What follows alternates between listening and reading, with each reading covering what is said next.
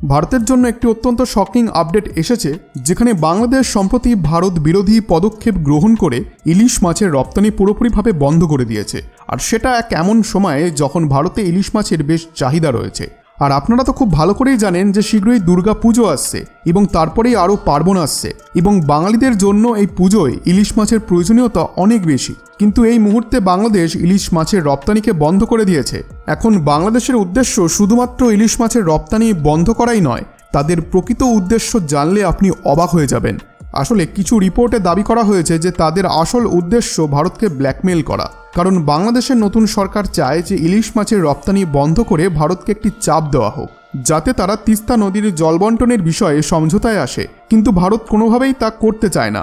এই কারণেই বাংলাদেশের নতুন সরকার বিভিন্ন উপায়ে চাপ দেওয়ার চেষ্টা করছে।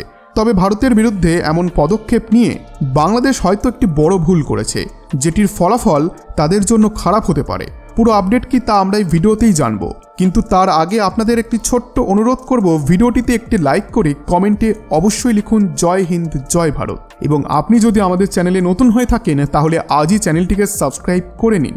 সত্যি বলতে গেলে দেখা যাচ্ছে যে বাংলাদেশ অনেক সময় চাইছে যে ভারত আর বাংলাদেশের মধ্যে সম্পর্ক ঠিক হোক, কিন্তু আবার কিছু সময় তাদের ভারত বিরোধী মনোভাব সামনে আসছে এবং দিন দিন তারা চীনের বেশি ঘনিষ্ঠ হয়ে যাচ্ছে। এমনকি ভারতের যে ডিজেল পাইপলাইন প্রকল্প বাংলাদেশে চালু করা হয়েছিল সেটিও ভারত সরকার এই কারণেই বন্ধ করে দিয়েছে, যাতে বাংলাদেশ তাদের ভুল বুঝতে পারে এবং ভারতকে তারা গুরুত্ব দেয়। কিন্তু বাংলাদেশের মানুষদের মনের মধ্যে ভারতের প্রতি এক অদ্ভুত আগুন জ্বলছে এবং তাদের সরকার এই জিনিসটিকে কিভাবে হ্যান্ডেল করবেন সেটি বোঝা বেশ কঠিন হয়ে যাচ্ছে। প্রথমে আপনাদের একটি গুরুত্বপূর্ণ রিপোর্ট দেখাই, যেখানে আমরা পরিষ্কার দেখতে পাচ্ছি যে বাংলাদেশের কিছু গ্রুপের দ্বারা গণেশ মণ্ডপ থেকে শুরু করে হিন্দুদের বস্তিগুলিকে আক্রান্ত করা হয়েছে। অর্থাৎ বাংলাদেশে হিন্দু সম্প্রদায়ের ওপর হামলা থামছেই না, এবং যখন সেখানকার হিন্দুরা একত্রিত হয়ে গণেশ পুজো করছে তখনও তাদের ওপরে হামলা হচ্ছে। রিপোর্টে বলা হয়েছে যে ঢাকা থেকে 250 কিলোমিটার দূরে একটি গণেশ মণ্ডপে কিছু মানুষ ধারালো অস্ত্র এবং লাঠি দিয়ে ভক্তদের ওপরে হামলা করেছে এবং তাদের ফোন ছিনিয়ে নিয়েছে, আর পুজো করলে হত্যা করারও হুমকি দিয়েছে। এই হামলায় মণ্ডপটি ভেঙে ক্ষতিগ্রস্ত হয়েছে, কিন্তু এখনও পর্যন্ত পুলিশ কাউকে গ্রেপ্তার করতে পারেনি, যা হিন্দুদের প্রতি হিংসাকে আরও উস্কে দিচ্ছে।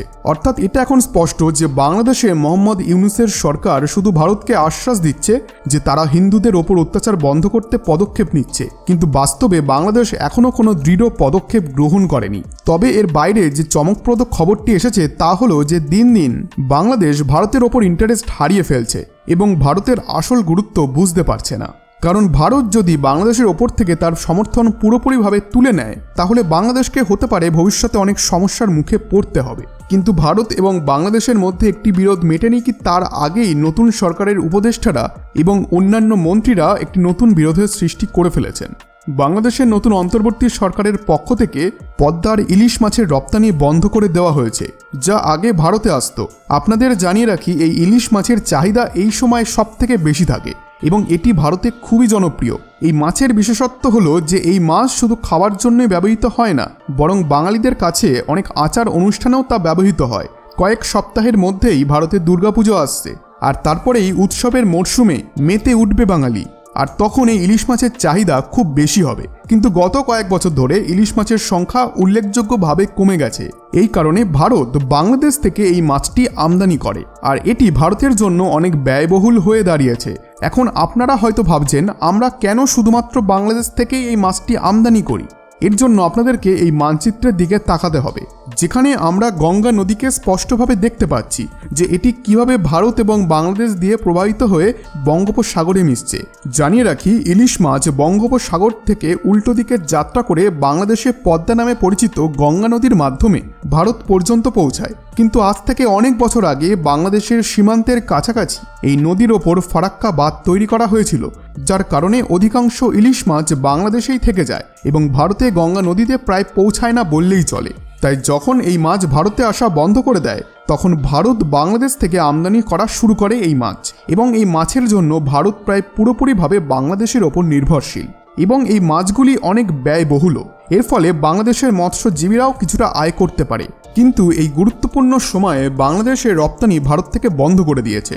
বলে রাখি, ভারত এই মাছের জন্য বাংলাদেশের ওপর এতটাই নির্ভরশীল যে ভারত গত বছরে প্রায় 4000 টন ইলিশ মাছ শুধুমাত্র দুর্গাপুজোর সময় আমদানি করেছিল। 2020 সালে এর পরিমাণ ছিল প্রায় 5000 টনের কাছাকাছি। তবে শেখ হাসিনার সরকারের সময়ও 2012 থেকে 2018 পর্যন্ত এর রপ্তানি ভারতে বন্ধ ছিল, এবং তখনও এর কারণ ছিল ভারত এবং বাংলাদেশের মধ্যে তিস্তা নদীর জলবন্টন চুক্তিতে সমস্যা। তখন শেখ হাসিনা এই রপ্তানি বন্ধ করে দিয়েছিলেন, কিন্তু ভারতে এর প্রতিবাদ শুরু হলে 2018 সালে এর রপ্তানি পুনরায় চালু করা হয়। তবে বাংলাদেশের নতুন সরকার আবারও এই রপ্তানিতে নিষেধাজ্ঞা আরোপ করেছেন, যাতে ভারত তিস্তা নদীর জল বন্টনের চুক্তিতে নতুন করে সমঝোতা করে, কারণ তাদের দ্বারা এই নিষেধাজ্ঞার পরে এর প্রভাব পশ্চিমবঙ্গের মানুষের ওপর সরাসরিভাবে পড়তে চলেছে। পশ্চিমবঙ্গের মানুষকে বাধ্য হয়ে মায়ানমার এবং উড়িষ্যা থেকে ব্যয়বহুল মাছ কিনতে হচ্ছে।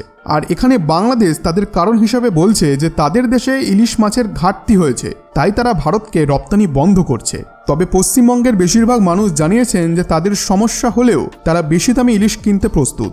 আর গত কয়েকদিন ধরে যেভাবে বাংলাদেশের নতুন সরকারের উপদেষ্টারা ভারতের ওপরে ইস্যুটিকে নিয়ে কথা তুলেছেন, তাতে এটি স্পষ্ট যে তাদের লক্ষ্য আসলে তিস্তা নদীর জলবন্টন নিয়ে ভারতকে চাপ দেওয়া। বন্ধুরা, এই বিষয়ে আপনারা কি মনে করেন? বাংলাদেশ এবং ভারতের সম্পর্ক কি আগের মতো উন্নত হবে, নাকি এটি আরও খারাপ হবে? আপনাদের মতামত অবশ্যই কমেন্টে জানান। বন্ধুরা, আশা করছি আজকের এই ভিডিওটি আপনাদের ভালো লেগেছে। ভিডিওটি ভালো লেগে থাকলে ভিডিওটিতে অবশ্যই একটি লাইক এবং চ্যানেলটিকে আজই সাবস্ক্রাইব করে দিন। ধন্যবাদ।